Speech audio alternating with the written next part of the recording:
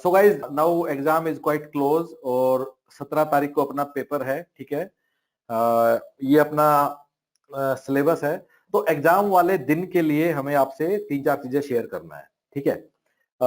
सबसे पहला बात कि अगेन कुछ चीजें हम पहले भी डिस्कस कर चुके हैं कि कट ऑफ कितना होना चाहिए, किस टॉपिक से कितना क्वेश्चन आने का पॉसिबिलिटी है, पेपर आसान आएगा या मुश्किल आएगा, और इन कई चीजों पे हम पिछले सेशन में अच्छे से हमने लंबा डिस्कशन किया था, ठीक है।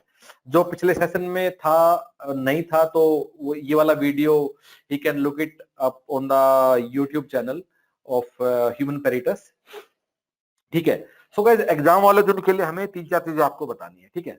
सो गाइज आपका जो पेपर है, ठीक है, आपके पेपर में क्या होगा, सो देयर आर 120 क्वेश्चंस, ठीक है। And most and I think we are 99% sure कि 120 ही सवाल आपके पेपर में होने चाहिए। That has been usual trend of any recruitment exam of UPSC, ठीक है।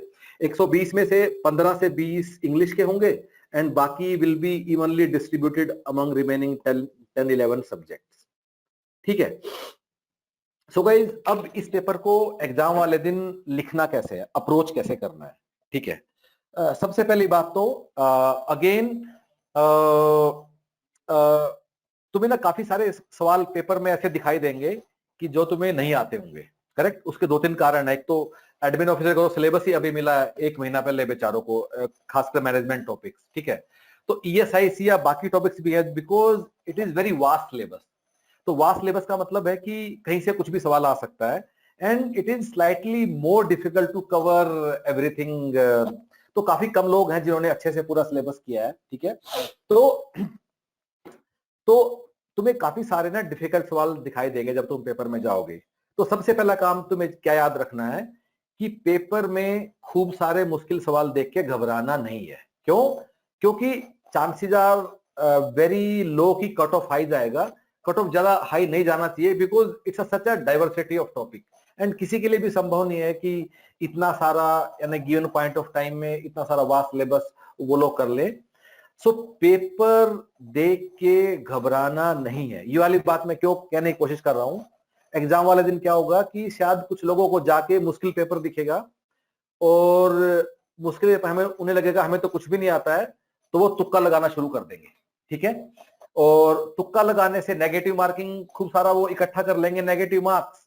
और जब पेपर देके वो घर आएंगे, and guide listen to this carefully, तुम में से काफी लोग जब पेपर देके घर आओगे और तुम कट ऑफ जो फाइनली तुम्हारे सामने आएगा, फाइनली जब भी एग्जाम का रिजल्ट आएगा, तो जो कट ऑफ के मार्क्स होंगे, और most of you will realise, जिसने एवरेज प्रिपरेशन भी किया है, कि जितने सवाल मुझे कॉन्फिडेंटली ठीक ठीक आते थे that number was more than cut off. फिर भी मेरा पेपर क्यों पास नहीं हो पाया? क्योंकि मैंने बड़ा सारा तुक्का लगा दिया, बड़े सारे मैंने गेस वर्क कर दिया, इसलिए I failed. In fact I don't know, so this was used to happen in another exam also. I'll give you example कि 2007, 2008, 2009 में उन दिनों जो कैट का पेपर होता था, कैट का एमबीए के लिए, उसमें गाइस क्या होता था, कट ऑफ वाज अराउंड 33%। तो सब लोग पेपर दे के जब घर आते थे, ठीक है, तो उन्हें क्या लगता था कि अरे इतना तो मुझे आता ही था, लेकिन नेगेटिव मार्किंग उनका पूरा जो आता था उसको भी इरोड कर देता था।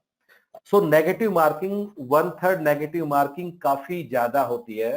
सो गाइज अननेसेसरी तुक्के मत लगाना, उससे कुछ फायदा नहीं होगा। कमिंग टू सेकंड पॉइंट, तो कहां तुक्का लगाना है, कहां गैस वर्क करना है, या फिर काफी लोग इसको इंग्लिश में बोलते हैं कि स्ट्रेटजी ऑफ एलिमिनेशन का हमें यूज कैसे कर सकते हैं। सो किसी भी सवाल में तुम्हारे पास 4 ऑप्शन है, राइट। अगर तुम्हें 4 में से एक भी ऑप्शन एलिमिनेट नहीं कर पाते हो, अगर तुम 4 में से एक भी ऑप्शन एलिमिनेट नहीं कर पाते हो, उसमें तो तुक्का लगाना ही नहीं है। अगर तुम्हें लगता है कि 4 ऑप्शन ठीक हो सकते हैं तो तुक्का नहीं लगाना है, डू नॉट डू इट, ठीक है। Let's come to second point. अगर 4 में से मैं एक ऑप्शन एलिमिनेट कर पाता हूं, ठीक है, मैंने एक ऑप्शन एलिमिनेट मैं कर सकता हूं पक्का, ठीक है, लेकिन ए बी सी 3 ऑप्शन हैं, इसमें से आई एम नॉट श्योर कि मैं किसको मैं अपना आंसर मार्क करूं। इस केस में क्या करना है? सो गाइज, अगर तुम्हें लगता है, listen to this very carefully, अगर तुम्हें लगता है कि तुमने कम से कम 120 में से अबो 40 या अबो 45 सवाल ठीक कर लिए हैं, जिनका तुम्हें आंसर शॉर्ट शॉर्ट पता था, तो तब तुम 3 में से भी तुक्का मत लगाना। उन वाले सालों पे भी तुम तुक्का मत लगाना अगर तुम्हें लगता है कि you are putting up a good score. अगर तुम्हें लगता है नहीं मुझे तो सवाल बिल्कुल नहीं आते हैं, मुझे सिर्फ 20-25 आते हैं, तुम लोग मतलब अगर कम आता है तुम लोग 3 में से तुक्का लगा सकते हो। यू कैन स्टार्ट एलिमिनेटिंग, ठीक है। अगर तुम्हें लगता है कि 4 ऑप्शन में से मैं सिर्फ 2 ऑप्शन एलिमिनेट कर सकता हूं और बाकी 2 ऑप्शंस हैं, तो तब तुम्हें क्या करना है? तब गाइस कुछ भी स्कोर है, तुम डेफिनेटली अपना गैस वर्क करके एक मार्क करके चले आओ, तब तुम तुक्का लगा दो। तो again once again I will summarise मैंने जो बात कही है। अगर 4 में से एक भी एलिमिनेट नहीं कर सकते हो तो तुक्का नहीं लगाना है, ठीक है। अगर 4 में से एक एलिमिनेट कर सकते हो और 3 में से तुम अनश्योर हो, 3 ऑप्शंस में से, तो तब तुक्का नहीं लगाना है if you are already putting up a good score. लेकिन अगर पुअर स्कोर है तो तब तुम तुक्का लगा देना, बिकॉज एनीवे फिर चांस मुश्किल है सेलेक्ट होने का। अगर 4 में से 2 ऑप्शन एलिमिनेट कर सकते हो, definitely go for it, gas करके तुक्का लगा दो, तुम्हारे कम से कम 50% सवाल तो ठीक हो ही जाएंगे। 1/3 नेगेटिव मार्किंग है, तुम कुछ लेके ही आओगे उस वाली बात को। अब पेपर करने का तरीका क्या है कि जो 120 सवाल है, ये सब मत करना कि मैं पहले इंग्लिश करूं, मैं पहले मैथ्स करूं, ये सब मतलब it doesn't matter by the way, कर लेना तुम्हारा जो मन है। आई थिंक मैथ्स पहले कर लेना, थोड़ा दिमाग फ्रेश होता है, या कुछ अप टू यू गाइस, जो भी करना है, इसमें कुछ हमें ज्ञान देने को नहीं है। लेकिन तुम्हें जो चीज डेफिनेटली करनी है, 120 सवाल टोटल है, शायद तुम्हारे 15 सवाल मैथ्स के होंगे, ठीक है। हो सकता है 2-4 सवाल और थोड़े कैलकुलेशन बेस्ड, कुछ अकाउंटिंग का न्यूमेरिकल, एफएम का न्यूमेरिकल, मतलब कुल मिला के तुम्हारे 20 सवाल से ज्यादा ऐसे नहीं हो सकते जिनमें कुछ कैलकुलेट करना होगा, ठीक है। इन 20 सवालों के लिए तुम अपने 40 मिनट आराम से निकाल सकते हो, कोई बात नहीं, दैट इज ओके, ठीक है। हर सवाल के लिए 2-2 मिनट लगा लो। अब बाकी जो बचे 100 सवाल, बाकी जो बचे 100 सवाल, इन 100 सवालों को तुम्हें आधा मिनट पर सवाल की स्पीड से करना है और 50 मिनट में तुम्हें 100 सवाल कर देने हैं। तो गाइज 50 और 40 कितना हो गया? तो तुमने 90 मिनट में एक बार सारा पेपर कर दिया है। बचेंगे कितने? 30 मिनट। उस 30 मिनट में तुम तुक्का लगाना, गैस वर्क और वो तुम करते चले जाना। अब एक और गलती है जो काफी लोग करेंगे, नेगेटिव मार्किंग वाली गलती मैंने बता दी। वो क्या गलती है कि मुश्किल सवाल पे तुम अटक जाओगे। तुम्हें लगेगा अरे ये तो मैंने टाइम स्पीड डिस्टेंस तो इतना अच्छे से किया है, इसका सवाल तो मैं निकालूंगा। गाइज ये सब मत करना। सवाल कितना भी मुश्किल आ सकता है किसी भी टॉपिक का, चाहे तुमने उसके कितनी तुमने मास्टरी की हो। Respect the paper, respect the UPSC. अगर तुम्हें किसी भी सवाल पे और ये सीखना है, आई डोंट नो, कुछ मॉक टेस्ट दो, कुछ भी करो, तुम्हें डेलिबरेटली इस चीज को सीखना है कि मैं मुश्किल सवाल पे कहीं अटकना नहीं है। अगर किसी सवाल पे तुमने 5 मिनट लगा दिए तो वैसे ही तुम्हारे चांस वहीं से कम हो गया पेपर में करने के। सो मुश्किल सवाल पे नहीं अटकने वाला स्किल सेट तुम लोगों को डेलिबरेटली सीखना है। गाइस एक बात और बताता हूं, and again take it very seriously. देखो हम सब लोग मेहनत करते हैं, पेपर से पहले तैयारी भी करते हैं, और and you can have some confidence जब मैं तुम्हें ये वाली बात बता रहा हूं। if if this makes any difference, I was 100 percentile in MBA entrance exam. I was all India rank 1. अगर तुम्हें इससे कुछ मदद मिलती है कि मेरी बात तुम मान लोगे, so point which I'm trying to say कि जितना हम एग्जाम से पहले मेहनत करते हैं ना, वो तो अपनी जगह है ही। एग्जाम वाले दिन तुम जिस तरह से बिहेव करते हो on with the question paper, उससे भी काफी कुछ डिसाइड होगा तुम्हारा। और ऐसे बहुत सारे लोग होंगे, let me tell you for sure, जिन्हें सब आता होगा, सब कुछ कर लेंगे, घर आके पेपर नहीं कर पाएंगे because on the exam day they couldn't work smartly. और गलतियां मैंने बता दी तुम कौन कौन सी करोगे, और करेंगे, मेरे कहने के बाद भी करेंगे कुछ लोग। पहली गलती तुम ये करोगे कि नेगेटिव मार्किंग में इकट्ठा कर लोगे खूब सारा स्कोर और घर आके देखोगे पॉजिटिव पॉजिटिव वाले नंबर तुम्हारे आ सकते थे। दूसरी गलती तुम लोग क्या करोगे कि मुश्किल सवाल पे अटकोगे और टाइम वेस्ट करोगे। इसको डेलिबरेटली सीखना है कि कैसे मुश्किल सवाल को छोड़ के आगे आगे आगे आगे आगे तुम्हें कैसे मतलब कैसे बढ़ना है। बाकी जो ये सब चीजें हैं जो हम अक्सर YouTube पे ज्ञान बांटते रहते हैं कि क्या सेक्शन पहले करूं, क्या पहले करूं, क्या बाद में करूं, कैसे अप्रोच करना है, कैसे क्या करना है। मैं तुम्हारे रेलेवेंट तो नहीं है खैर कि पैसेज पहले पढ़ूं या सवाल पहले पढ़ूं। सबको ना ज्ञान देने की वो लगा रहता है और बच्चों को भी आजकल ये है कि मैं कहीं से पता नहीं कितना ज्ञान ले लूं। सबको पता नहीं ज्ञान मतलब पढ़ाई किसी को नहीं करनी, ज्ञान ज्ञान लेना है।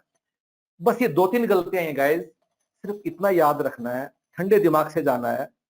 अगर तुमने रीजनेबली एवरेज तुम लोगों ने मेहनत किया है तो ये बात समझ लो और पेपर तो ये मुश्किल लग रहा है तो जो बाजू में तुम्हारे बैठा है ना और तुम्हें लगेगा कि वो तो ऐसे पेन से पता नहीं क्या कर दे रहा है, मतलब जैसे सब आता है उसको, किसी को कुछ नहीं आता है। अपने आप पे थोड़ा भरोसा रखो कि अगर तुमने तैयारी किया है, ऐसा कुछ नहीं कमरे में जो बाकी लोग बैठे हैं वो कुछ वो पता नहीं क्या कर रहे हैं, सब अपने पेन से अपना टाइम ही पास कर रहे होते हैं। ऐसा नहीं कुछ बहुत मतलब क्लास में कोई बहुत इंटेलिजेंट लोग होते हैं।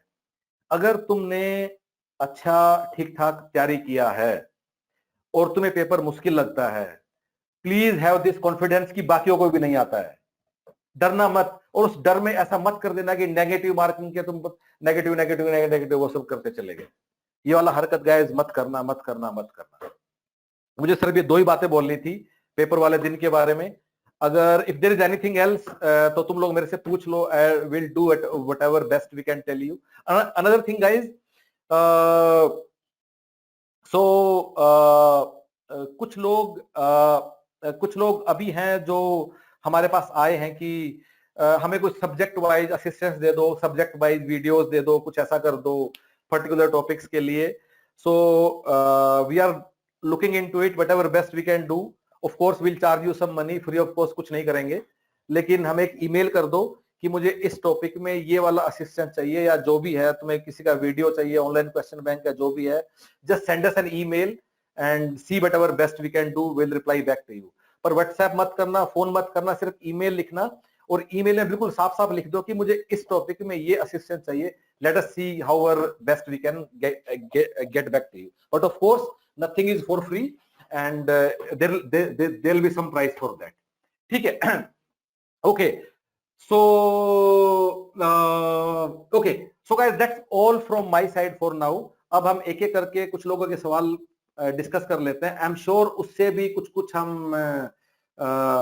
Will understand some more things. तो बाकी सब के लिए मेरा बाकी सबसे भी रिक्वेस्ट है कि अगले 15 मिनट रुक जाएं और लेट अस सी कि बाकी लोगों को क्या सवाल पूछते हैं, उससे भी हमें कई चीजें सीखने को मिलेगा। एक एक करके शुरू करते हैं, ठीक है? Okay, just write on the chat box I want to speak। let us start with Nitin. हाँ नितिन बोलो। ऑर्गेनाइजेशनल बिहेवियर तो हमारे कोर्स में नहीं है ना? ओके, सी गाइस, जो ऑर्गेनाइजेशनल बिहेवियर हम अलग से टॉपिक पढ़ते हैं, that is part of HRM only. In fact UPSC recruitment exams के जितने पेपर हुए हैं उनमें क्या होता है कि जैसे मान लो 10 सवाल हुए हैं तो कई बार तो ऐसा हुआ कि 4 सवाल एचआर के आए हैं, 6 सवाल ओबी के आए हैं। तो ऑर्गेनाइजेशनल बिहेवियर जिसमें क्या क्या होता है, अपने थ्योरीज ऑफ मैनेजमेंट होता है, ग्रुप बिहेवियर होता है, leadership, change management, perception, personality, attitude, ये सभी एचआर का पार्ट होता है। तुम्हें ये भी पढ़ना है। So that is part of HRM only. Anything else Nitin? Sir जैसे कुछ टॉपिक है मार्केटिंग, उसमें वीडियो में बुकलेट के हिसाब से कम है, तो हम सिर्फ वीडियो जैसे टाइम भी कम है तो वीडियो को ही ऑथेंटिक समझे, बुकलेट से ज्यादा ना पढ़ें। ओके, अगर तुम्हारे पास वीडियो भी है और अगर तुम मार्केटिंग मैनेजमेंट की बात कर रहे हो, कम ज्यादा छोड़ दो, वीडियो देख लो, उससे बाहर कुछ नहीं आएगा। जो मार्केटिंग की टीचर है Kriti, is very smart and you know how she teaches कि वो सारे के सारे कीवर्ड ही क्लास में कवर करके चली जाती है without getting too much into anything. तो मार्केटिंग के वीडियो काफी अच्छे बने हुए हैं और शायद 18-20 घंटे का ही कोर्स है। तो मार्केटिंग के लिए तो तुम अगर वीडियो कर लोगे मोर देन सफिशिएंट है। डोंट वरी अबाउट कि कम है ज्यादा है, उसमें कवर्ड है। She has done it very nicely, we know it for sure. हर एक कीवर्ड उसमें कवर्ड है Nitin, don't worry about that. और सर सेम HRM के लिए और अकाउंटिंग के लिए भी सेम ही रखूं सर? सी अगेन गाइज, ऐसा नहीं है, बुकलेट भी इक्वली अपने आप में सफिशिएंट है। सी वीडियो से क्या फायदा है कि तुम्हारे लिए थोड़ा चीजें फास्ट हो सकता है, things can get slightly faster for you, बस इतना ही है। अगेन माइंड इट, हमने मैनेजमेंट के जितने भी टॉपिक हैं उसमें भी हमने सिलेबस थोड़ा कम कर दिया है। हमने एक 5 सीरीज का वीडियो बनाया था यूट्यूब पे, part 1, part 2, part 3, part 4, part 5। मैं तुम्हें दिखा भी देता हूं, तो एक हाँ बार सर सभी देखा है। हाँ, एक बार सभी लोग YouTube पे जाके उसको देख लेना, and let me show you that. उसमें हमने कुछ सिलेबस कम कर दिया है, तो जो हम लोगों ने तुम्हें सोर्सेज दिए हैं, from that you can skip some of it. तो एक बार तुम you can go to human peretus YouTube channel, और वहां part 1, part 2, part 3, part 4, part 5, 5 parts का वीडियो सीरीज है, वो एक बार तुम लोग देख लेना। एक बार यहाँ लिखा हुआ देखो, पार्ट 1 HRM, ये कुछ कुछ लिखा हुआ है, एडमिन, ऐसे 5 पार्ट है गाइस, इसको चला के तुम देख लेना, इसमें हमने सिलेबस काफी कम कर दिया है। Okay Nitin, anything else? Okay, thank you sir. So okay, so let us see कि इसके बाद कौन है। Okay, then let us speak to Parul. हाँ जी पारुल बोलिए। पारुल बोलो, पारुल सिंह। हाँ जी पारुल बोलो, हाँ जी बोलिए। हाँ एक्चुअली अभी मेरा 100% कोर्स तो कंप्लीट नहीं हुआ है, लेकिन मैंने कल ठीक है, टेस्ट पेपर किया था, तो ठीक है, 120 मार्क्स का था, आई कुड स्कोर ओनली 48। तो करने ठीक के है। बाद ना मेरा कॉन्फिडेंस बिल्कुल एकदम लो हो गया है। तो आपका कौन सा मतलब एग्जाम, एडमिन ऑफिसर है, ESICDD? सर मेरा DRDO। आपका DRDO है। सुनो जी गाइस, जो एडमिन ऑफिसर वाले लोग हैं फॉर GSI और DRDO, तुम तो बिल्कुल भी मत घबराओ कम स्कोर पे, क्योंकि तुम सबको जो ये कीवर्ड आए हैं सिलेबस में, कौन कौन से, marketing, accounting, FM, RTI, freedom movement, public administration, computer पहले था या नहीं था मुझे याद नहीं है, एनीवे शायद ये भी नहीं था। कंप्यूटर था। तुम्हारा इतना सारा सिलेबस तो 1 महीना पहले आया है, तो ये ना किसी के लिए संभव ही नहीं है कि 1 महीने में इतना सारा पढ़ लेगा। तुम लोग खासकर मैं guys once again, admin officer वाले लोग हैं GSI और DRDO, तुम कम स्कोर से बिल्कुल मत घबराओ, बस अपना बेस्ट करके आ जाना। डू नॉट गेट डिसर्टेंड कि अगर थोड़ा स्कोर कम आता है एग्जाम वाले दिन भी, क्योंकि कोई सिलेबस पूरा कर ही नहीं सकता इतना, मतलब लास्ट के 1 महीने में हर चीज इतना अच्छे से। तो so don't worry about it, just do your best.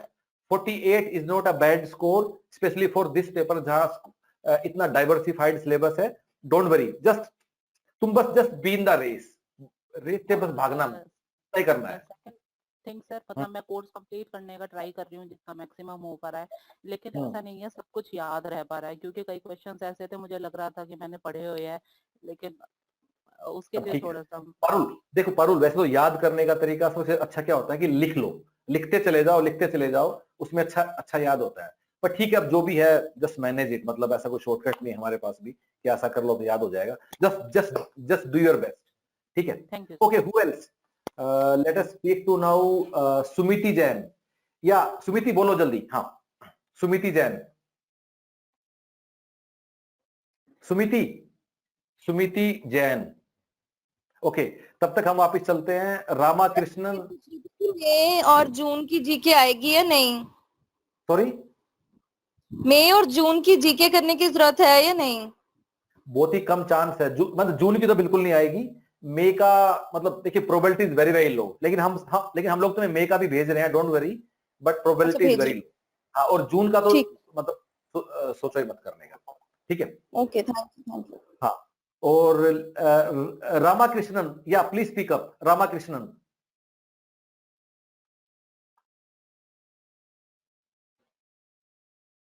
Ramakrishnan, hello, can you hear me? हाँ जी रामाकृष्णन बोलो, speak up. Good evening sir. Sir मैं साइंस स्टूडेंट हूँ, मेरे को साइंस बहुत डिफिकल्ट जा रहा है, तो कुछ इंपॉर्टेंट टॉपिक आप बता सकते हैं, मुझे वही फोकस करना होगा। नहीं, जनरल साइंस में संभव ही नहीं है कि तुम कुछ इंपोर्टेंट टॉपिक आइडेंटिफाई कर लो। अगर मुश्किल जा रहा है अभी छोड़ दो, कोई बात नहीं, बाकी इतना बड़ा सिलेबस उसमें जो आसान तुम्हें लगता है वो भी कर लो। अभी अभी तुम मुश्किल जा रहा तो अभी रामाकृष्ण कुछ नहीं कर पाएंगे, तो Nothing छोड़ can be- सकता हूँ मैं? हाँ बिल्कुल, क्यों नहीं। And what about numerical ability, इसका डिफिकल्टी लेवल कितना होगा? Okay, numerical ability. हमने तुम्हें जो ऑनलाइन टेस्ट प्लेटफॉर्म पे ना एक सेक्शन है जहां दिया हुआ है यूपीएससी रिक्रूटमेंट एग्जाम के सारे क्वेश्चन एक साथ एक जगह हमने इकट्ठा करके वहां आपको दे दिया है, ठीक है। उसमें एपीएफसी, एएलसी सभी एग्जाम्स का एक बार उसको करके देख लो, लेवल बिल्कुल वैसा ही होगा जो हम लोगों ने वहां सवाल दिए हुए हैं, एग्जैक्टली वैसा ही होगा। ओके, जो आर्ट्स ना जो बुक्स आपने दिए उसमें भी होंगे, थोड़े उसमें भी होंगे? हाँ हाँ बिल्कुल, ऑफ कोर्स। लेकिन अगेन क्योंकि आई वांट टू सी कि एग्जैक्ट प्रीवियस ईयर में क्या सवाल आए हैं, इसलिए तुम जाके एक बार वहां जाके देख लो इसको, ठीक है। Okay, let us speak to Raman Rao. Raman Rao now. Okay, Raman is not there I think. Okay, Shruti Chaturvedi, you want to speak? Shruti Chaturvedi. तो श्रुति, देवेश या इनमें से जिसको बोलना जल्दी तुम लोग बोल सकते हो guys. Okay, Anurag, Anurag Sikarwar, yes, जिसको ही बोलना है you can speak up. Okay okay okay, Ashu Singh, ठीक है। एनीबडी इनमें से किसी को बोलना है? मुकेश प्रसाद, हाँ बोलो। Sir good evening, Anurag here sir, can you hear me? हाँ जी अनुराग बोलिए, यस। सर मेरा एक क्वेरी है, मैंने नोटिफिकेशन में कहीं देखा था कि कुछ मिनिमम क्वालिफाइंग मार्क्स भी रहेगा for the call of interview, some 40, 45, 50 depend upon the category sir, is it so sir? नहीं मुझे पता नहीं एक्चुअली, जस्ट अगर लिखा हुआ तो है, फिर अगर मतलब मिनिमम क्या, मत मिनिमम क्वालिफाइंग, लेकिन कट ऑफ की बात हो यहाँ तो कट ऑफ होगी, राइट? मतलब सर वही मेरा कंफ्यूजन है सर, मैंने देखा है जनरल कैटेगरी 50 लिखा हुआ है उसमें, तो do we need to score minimum 50 sir? और लेकिन मुझे अनुराग एक बात बताओ कि ये तो एक सिंगल पेपर है, राइट? सिंगल पेपर में Right. जिसके मैक्सिमम मार्क्स होंगे वो लोग अपने इंटरव्यू देने जाएंगे, तो मिनिमम मार्क का तो वैसे सिग्निफिकेंस नहीं है। मिनिमम मार्क की स्टोरी तब सेंस बनाती अगर 2-3 पेपर थे कि हर एक में कुछ मिनिमम स्कोर करो, राइट? इन केस इसमें अगर तो- डिफिकल्टी लेवल बहुत ज्यादा जाता है तो फिर मिनिमम मार्क्स थोड़ा प्ले कर जाएगा गेम सर, इसीलिए मैं तो फिर मतलब कोई भी नहीं सिलेक्ट होगा फिर तो। हाँ मैं वही पूछना चाह रहा हूँ, अगर डिफिकल्टी लेवल बहुत ज्यादा हो जाता है तो उस केस में फिर हमें तुक्के की तरफ जाना पड़ेगा अगर मिनिमम मार्क्स है तो वेरी अनलाइकली, ऐसा क्यों करेंगे वो लोग ना, मजाक बन जाएगा उनका, राइट? कि 100 मतलब इतने लोग ही नहीं मिले इंटरव्यू लेने के लिए, नहीं होगा ऐसा, don't worry about it, just ignore it. And इसलिए इग्नोर करने को बोल रहा हूँ कि एक पेपर में मिनिमम मार्क्स से कोई वैल्यू बनता ही नहीं है, it doesn't make any sense. Sir मुझे ऐसा 1-to-1 इंटरेक्शन चाहिए 5 मिनट के लिए, कोई मेंटर अगर आप अरेंज कर सकते हैं तो सर। बताओ बताओ क्या पूछना है, स्पीकअप बोलो। सर वो मेरे पर्सनल क्वेश्चंस रहेंगे तो मुझे लगता है क्लास का टाइम नहीं लेना चाहिए मुझे। अच्छा ठीक है, बाद में फोन कर लेना, नो वरी, कोई बात नहीं, थैंक यू। ठीक है। ओके, सो गाइस बाकी पंकज कुमार या मुदित भारद्वाज या पीयूष, जिसको बोलना है, मुकेश प्रसाद, जस्ट स्पीकअप, मैंने तुम सबको अनम्यूट कर दिया है। Sir Pankaj this side. हाँ जी, गुड इवनिंग सर। हाँ जी सर मैं ये इकोनॉमिक सोशल डेवलपमेंट की बुकलेट से गो थ्रू कर रहा था। स्कीम सर कुछ मतलब बहुत ज्यादा एक्सटेंसिव और बहुत मतलब नंबर ऑफ स्कीम्स बहुत ज्यादा है, मतलब उन्हें कवर करना। एक तो सिमिलर स्कीम्स हैं, कोई पर्टिकुलर सेक्टर जैसे एग्रीकल्चर, इन सब पे कोई सेक्टर्स हैं जिनका ज्यादा फोकस कर सकते हैं? नहीं देखिए, ऐसा नहीं होता है एग्जाम में, मतलब इतना इस तरह गेस कर पाना कि इस वाले एरिया से एक स्कीम आएगा, करंट अफेयर आएगा, ये संभव नहीं हो पाता है। और देखो जो पूरा करंट अफेयर होता है अपने आप में इतना ज्यादा, हमने फिर भी तुम्हें 200, 300, 400 पेज में मतलब वो करके दे दिया है। अब इसको छोटा करना तो फिर संभव ही नहीं है, देखिए हमारे लिए इससे कम तो ना। आप कहीं का भी करंट अफेयर उठाओ, जो लोग सिविल सर्विसेज वाले पढ़ते हैं वो पढ़ते हैं, आपको उसमें देखना कितना बड़ा उसमें बनता है, इससे तो नहीं कर सकते छोटा। देखो रियली सॉरी यार। Okay, yes guys, who else, बोलो जल्दी। हाँ, मुकेश प्रसाद या जो भी तुम में से है, मैंने काफी लोगों को म्यूट कर। हाँ जी, गुड इवनिंग हाँ जी सर। देवेश, बोलो। Yes sir. सर मैं ये पूछ रहा था कि principles of accounting and FM जो अगर मैं अवॉइड करना चाहूँ तो अवॉइड कर दूं उसे, और आरटीआई का सेकंड मैं पूछना चाह रहा था, जो मैं देख रहा था बेयर एक्ट उसका 22 पेजेस का है, तो अगर मैं उसको बस गो थ्रू कर लूं और उसके अलावा केस लॉज वगैरह मैं नहीं पढ़ना चाहता कि कुछ ऐसा इतना डीप में पूछेंगे या नहीं पूछेंगे, ये थोड़ा मैं जानना चाहता था। ओके, पहली बात आरटीआई की कर लेते हैं कि आरटीआई में तुम एक्ट पढ़ लो और थोड़े रूल भी पढ़ लो, ठीक है? जैसे कि मुझे याद है कि एक्ट में ये फर्स्ट एपलेट अथॉरिटी ऐसे नाम वाम नहीं होते हैं क्योंकि रूल CPIO होता है सर। है ना, या आरटीआई में जैसे मतलब रूल के 2-3 पन्ने ही है, ज्यादा नहीं है रूल भी आरटीआई का ना। हाँ तो सिर्फ एक्ट मत पढ़ो, रूल भी पढ़ लो, लेकिन उसके ऊपर जो जजमेंट है और वो सब छोड़ दो। वही, वो नहीं पढ़े ना सर केस लॉ। हाँ, वो सर सब सेकंड ये पूछ रहा था, देखिए अकाउंटिंग और FM आरटीआई ऐसा टॉपिक है, अगर उसमें एक भी सवाल गलत कर दिया हम लोगों ने, फिर तो मतलब ये वो डूब के मरने वाली बात हो जाएगी। मतलब आई एम 100% श्योर कि वो 10 पन्ने का कंटेंट है, उसमें से 2, 3, 4, 5 कुछ सवाल तो आएंगे, वो तो गलत हम कर ही नहीं सकते, फिर तो मतलब टू सैड अगर हमने वो कर दिया तो।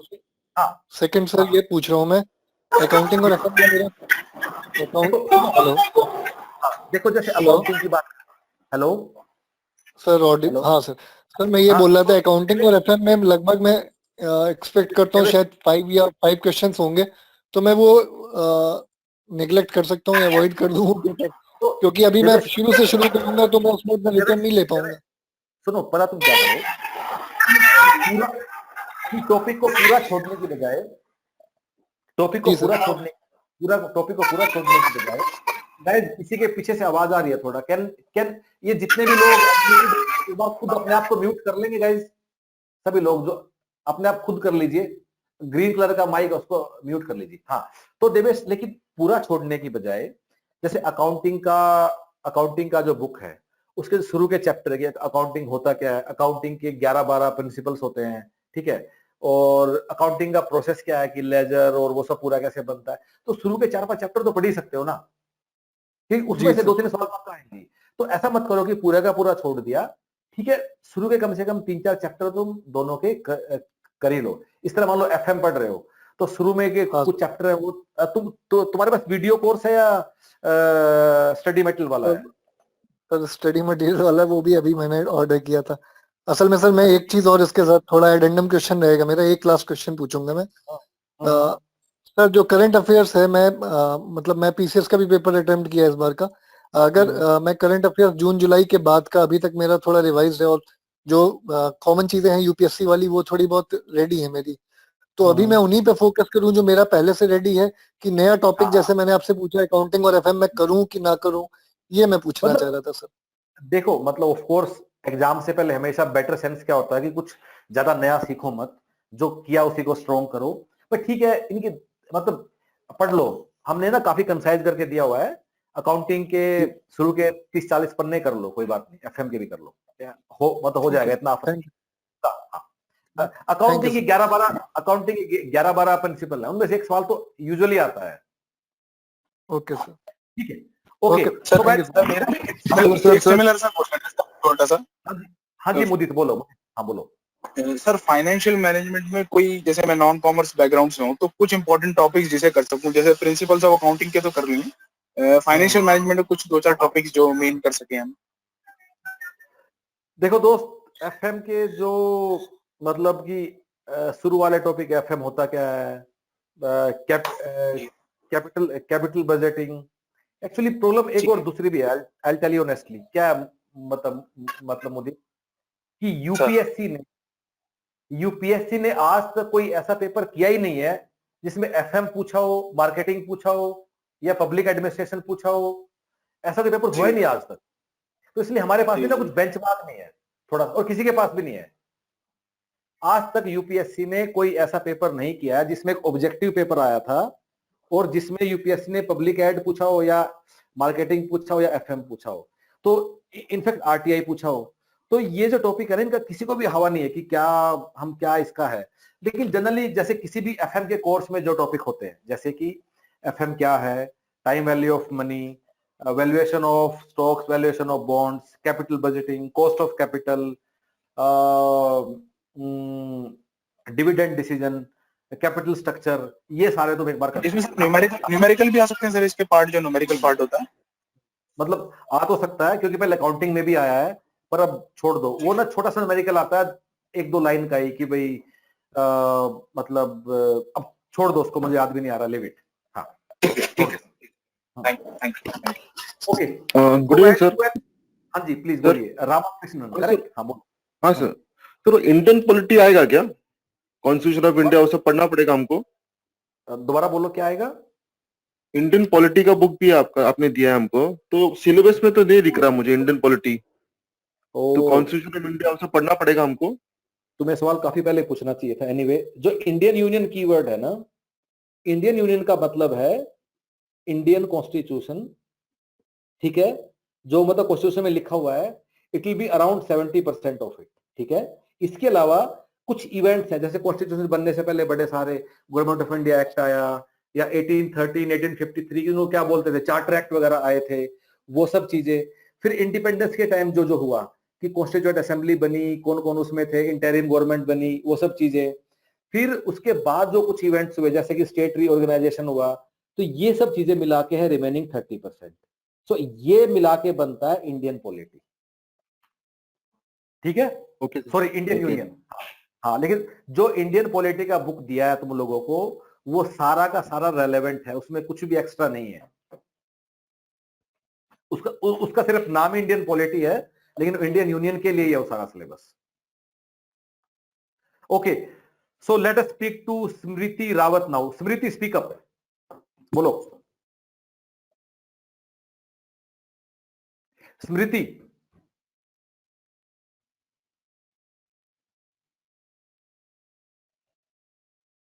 स्मृति Rawat, okay. Good evening sir. हाँ जी पीयूष, बोलो। सर ये जो मॉक्स है सर ऑनलाइन प्लेटफॉर्म पे, हाँ, सर इनका टफनेस लेवल क्या रेट करेंगे आप? मतलब एवरेज है, जैसा एक्चुअल एग्जाम होता है वैसे हम लोग बनाते हैं, ना हम ज्यादा डिफिकल्ट बनाते हैं ना ज्यादा आसान बनाते हैं। ठीक है, मतलब इसमें आप क्या बोलते हैं, जैसे आप नॉर्मली यूपीएससी में बोल रहे हैं 40 to 45% रहेगा क्वालिफाइंग, तो अपने मॉक्स पे क्या कहते हैं कि कितना परसेंट आने पे सिलेक्शन हो सकता है? देखो पीयूष, मुझे ऐसा लगता है कि ये जो सारे मॉक्स है ना, इनमें तुम्हारा स्कोर आना चाहिए 40 से ऊपर। मतलब अगर 40 से कम है फिर तो काफी बड़ी प्रॉब्लम है। देखो, अगर 40 से कम है, 40 से ऊपर ठीक है, अगर स्कोर आ रहा है तो we stand a chance. Of course अगर कोई 60 वाट लेके आ रहा है तो इट्स अ गुड स्कोर। ठीक है सर, थैंक यू। क्योंकि पीयूष इस तरह देखो, 15 सवाल तो मैथ्स के ही हैं, 15 से 20 इंग्लिश के ही हैं। आदमी कम से कम 25 नंबर तो वहीं से इकट्ठे कर सकता है। जी हाँ बताओ। Okay okay, anybody else? So guys, I am planning to wind up now. I thought कि हाफ एन आवर हम लोग करेंगे।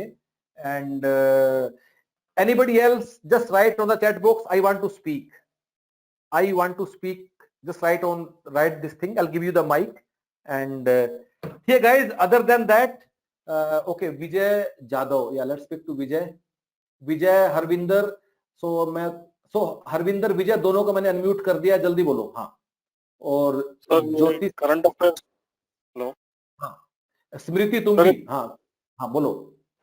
सर करंट अफेयर्स का आरओआई जो है कितना सिग्निफिकेंट है, इतने सारे स्कीम्स और थोड़ा देखिए मुश्किल तो है क्योंकि सिलेबस ज्यादा है, उसमें से बाकी कम होता है। And what about part A part B sir, इसमें कुछ बाइफरकेशन रहेगा कि पार्ट ए सिर्फ इंग्लिश है या कितने आ सकते हैं ऐसा कुछ? पार्ट ए इंग्लिश होती है। इंग्लिश के यूजुअली तो 20 सवाल आते हैं हर रिक्रूटमेंट एग्जाम में, लेकिन इसमें शायद 15 भी हो सकते हैं क्योंकि इतना बड़ा सिलेबस है पार्ट बी में। लेकिन पार्ट ए पार्ट बी का कुछ सिग्निफिकेंस नहीं है कि इंडिविजुअल कट ऑफ है, कुछ है। ये यूपीएससी की आई थिंक प्योर स्टूपिडिटी है जो कि चली आ रही है 7-8 साल से। Otherwise part A part B का कुछ भी रेलेवेंस नहीं है कि सिलेबस को ऐसे 2 भागों में बांटने का। यानी किसी भी टॉपिक से कितने भी आ सकते हैं, वी कैन नॉट गेस। हाँ, मतलब जनरली आप सब में आप लगा लीजिए। हमने ना पिछले वीडियो में अच्छे से डिस्कस किया था ये कि किससे कितने आ सकते हैं, एक बार वो देख लीजिएगा, डिटेल में हमने बात किया था। तो उसका समरी ये है कि इंग्लिश से हर बार 20 आते हैं किसी भी रिक्रूटमेंट एग्जाम में, पार्ट ए। अब तुम्हारे में 20 भी आ सकते हैं, और शायद मेरा गैस ये है कि कम इसलिए हो सकता है कि पार्ट बी में यूजुअली बाकी एग्जाम में 7-8 कीवर्ड होते हैं सिलेबस में, तुम्हारे इसी में 10 है। फिर भी मतलब 20 भी आ सकता है, 20 से ऊपर तो नहीं आएगा पार्ट ए में। हाँ, इंग्लिश के। हाँ, हेलो सर। ओके, हाँ जी बोलो। सर एग्जाम होने के बाद कोर्स हम फिर से देख सकते हैं क्या सर, या ऑफ हो जाएगा? कौन सा कोर्स? Video course. नहीं, इसको तो हम बंद कर देंगे क्योंकि कोई भी एग्जाम के बाद we take that course out of the system. लेकिन अगर तुम में से कुछ लोग इंटरव्यू तक जाएंगे तो then will do something for you guys. Okay sir, thank you sir. हाँ, Rahul Garg, you can speak up. हाँ जी। गुड आफ्टरनून सर, ज्योतिष्मान बात कर रहा हूँ। हाँ जी ज्योतिष्मान बोलिए। सर मेरा एक सवाल था, दो टॉपिक से, एक था जनरल साइंस और करंट इवेंट्स। ये दोनों टॉपिक मैंने अब तक मतलब स्टार्ट नहीं किया ऑनेस्टली, तो क्या ये सही रहेगा अभी स्टार्ट करने के लिए? मतलब 15 दिन देखो पहले। ये सब खुद से मैनेज करो ना। देखो ऑफ कोर्स मतलब पढ़ाई तो करनी है, सिलेबस तो पूरा करना ही है, राइट? तो बहुत वास्ट है एक्चुअली दोनों, मतलब ये सब माइक्रो मैनेजमेंट ना, मेरा रिक्वेस्ट है कि खुद से तुम देखो कितना टाइम है, क्या करना है, मैं कितने घंटे में कर पाऊंगा, मैं जनरल साइंस से पहले से कितना जानता हूं, अगर बिल्कुल नहीं जानता हूं तो कितनी देर में कर पाऊंगा। ये सब माइक्रो डिसीजन गाइड, खुद से अपना प्लान करो इन सब चीजों को, है ना? ओके हरविंदर, मैंने आपको अनम्यूट कर दिया है, और बाकी भी अगर कोई बचा तो जल्दी स्पीक अप। राहुल गर्ग या हरविंदर, जो भी बाकी लोग बचे हैं, स्मृति, किसी को बोलना है तो। आई थिंक हरविंदर, हाँ जी Harvinder please speak up. Harvinder, आपके सामने ग्रीन कलर का बटन है एक माइक का, आप उसको क्लिक करोगे and you can speak up. Rahul Garg, Harvinder या और कोई भी अगर बचा तो जस्ट स्पीक अप। हाँ okay guys, so I think sir I just want to confirm, जो हमारा GI एंड ESIC का एक साथ सिलेबस है, because I am the student of HR human resource management, तो I just want to confirm जो ESIC act है and उससे रिलेटेड जो एक्ट है, जो लेबर एक्ट है, तो they are also included in admin officer syllabus? बिल्कुल भी नहीं पढ़ना है। ओके, ऑल्दो तुम्हारा जो जॉब रिस्पॉन्सिबिलिटी है उसमें दो एक्ट मेक सेंस, और पहले तुम्हारे सिलेबस में था भी ये, लेकिन अगर यूपीएससी ने अपनी जिंदगी बनाने के लिए सिलेबस ही बदल दिया तो ठीक है, वी डोंट केयर। जो तुम्हारे सामने सिलेबस है बस यही पढ़ना है गाइस। लेबर लॉज नहीं पढ़ने हैं किसी को।